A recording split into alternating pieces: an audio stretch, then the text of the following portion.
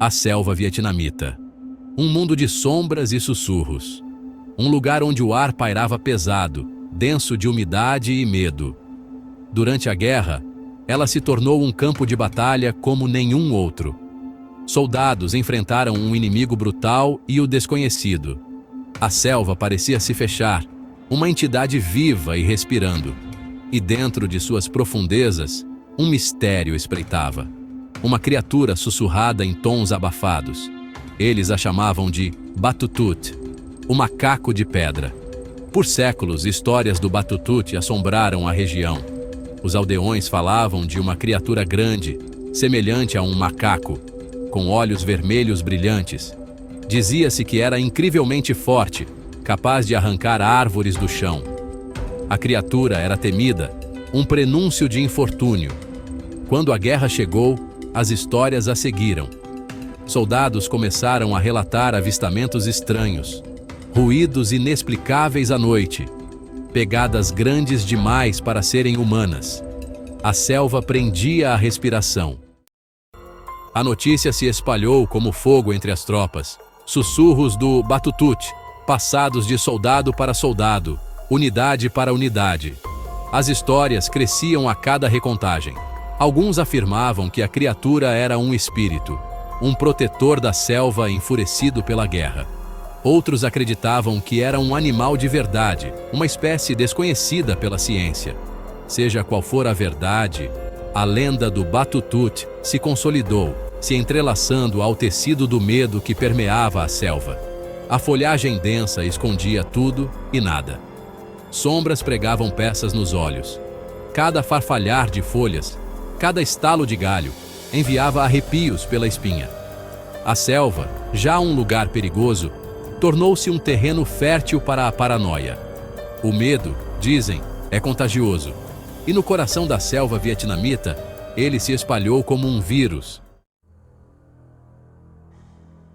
Os relatos de encontros com a criatura variavam, cada um mais assustador que o anterior. Alguns soldados juravam ter visto o Batutut à espreita nas sombras, seus olhos brilhando ameaçadoramente. Outros afirmavam ter ouvido seu rugido aterrorizante ecoando pelas árvores à noite. Havia histórias de patrulhas encontrando seus acampamentos saqueados, suprimentos espalhados e equipamentos jogados.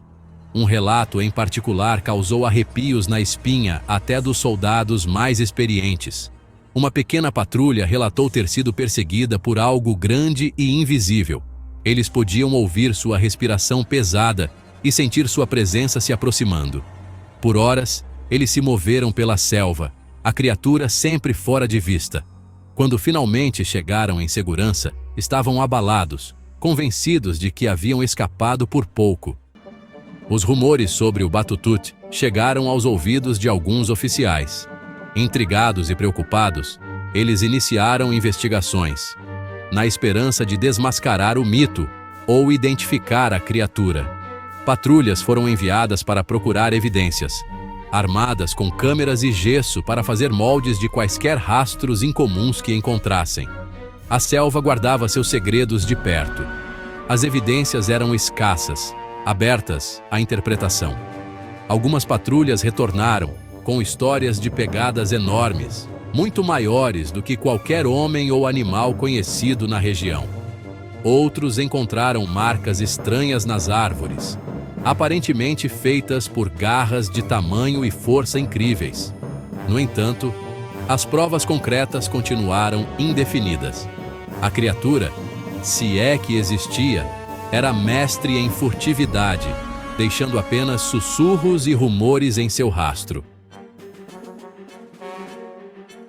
Apesar da falta de evidências conclusivas, as histórias persistiram.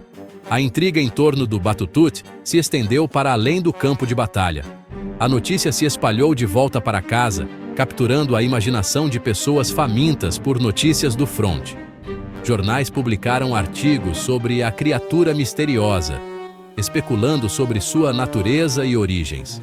Alguns criptozoologistas, fascinados com a possibilidade de uma nova espécie, teorizaram que o Batutut poderia ser um hominídeo relíquia, uma criatura que se pensava estar extinta há milênios. Expedições foram planejadas, seus organizadores ansiosos para se aventurar na selva vietnamita e descobrir a verdade por trás da lenda. No entanto, a guerra, como a própria selva, se mostrou um obstáculo formidável. A posição oficial das Forças Armadas permaneceu cética. Oficiais superiores, temendo o impacto que essas histórias poderiam ter no moral, as descartaram como superstição ou produto de imaginações hiperativas. As investigações, alegaram, não haviam produzido nenhuma evidência concreta. O Batutut, argumentaram, nada mais era do que um mito, uma história de fantasma para assustar novos recrutas. Os soldados receberam ordens de permanecer em silêncio, para evitar espalhar o que foi considerado um boato infundado. Mas a verdade, como a própria selva, era difícil de conter. Os sussurros continuaram. A lenda do Batutut se recusou a ser silenciada. Muitos soldados, no entanto, se apegaram às suas experiências. Eles tinham visto coisas na selva, ouvido coisas, sentido coisas que desafiavam explicações. Eles sabiam o que tinham testemunhado. O medo que sentiram era real. As histórias que eles levaram para casa não eram apenas contos para eles. Elas eram parte de sua história, parte de quem eles eram.